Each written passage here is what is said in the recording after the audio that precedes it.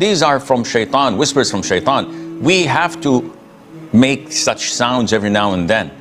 I get people with OCD coming to me and say, Sheikh, when I'm breathing, I'm a heavy breather. So I say, in salat. So does this impact my salat? I said, yeah, you have to stop breathing until you finish your salat. Of course, you'll be dead by then, but this is shaitan. These are normal things. To clear your throat, to sneeze, to cough, all of this is normal. To make a popping sound when you open your lips or close them for one reason or the other, unintentionally,